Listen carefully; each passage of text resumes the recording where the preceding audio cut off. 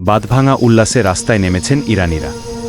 রাতভর ব্যাপক উদ্বেগ ও উৎকণ্ঠার পর অবশেষে শর্তসাপেক্ষে 2 সপ্তাহের যুদ্ধবিরতিতে সম্মত হয়েছে যুক্তরাষ্ট্র ও ইরান।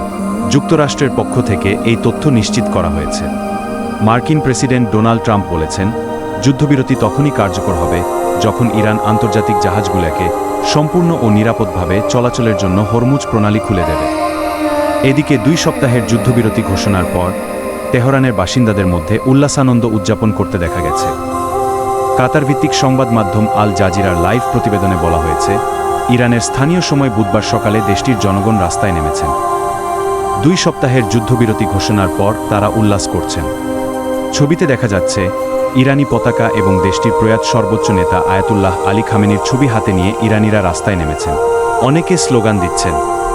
বিবিসির প্রতিবেদনে বলা হয়েছে, যুদ্ধবিরতির আলোচনায় মধ্যস্থতা করেছেন পাকিস্তানের প্রধানমন্ত্রী শাহবাজ শরীফ।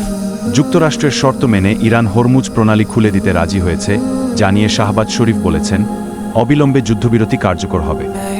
তিনি বলেছেন, আমি অত্যন্ত বিনয়ের সঙ্গে ঘোষণা করছি যে ইরান ও যুক্তরাষ্ট্র এবং তাদের মিত্ররা লেবানন সহ সর্বত্র যুদ্ধবিরতিতে সম্মত হয়েছে, যা অবিলম্বে কার্যকর হবে।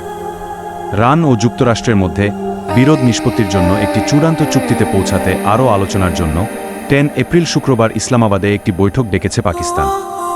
সেখানে উভয় পক্ষের প্রতিনিধি দলকে অংশগ্রহণের আমন্ত্রণ জানানো হয়েছে। এদিকে সর্বশেষ যুদ্ধবিরতির খবরে বিশ্ববাজারে তেলের দাম কমতে শুরু করেছে।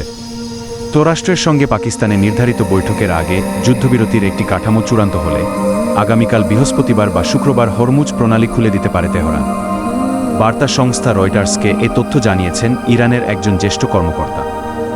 সংঘাত চলাকালে ইরান হরমুজ প্রণালী বন্ধ করে দিলে বিশ্বজুড়ে তেল ও গ্যাসের বাজারে বড় ধরনের অস্থিরতা সৃষ্টি হয়, যা জ্বালানি সরবরাহ ও দামের ওপর উল্লেখযোগ্য প্রভাব ফেলে।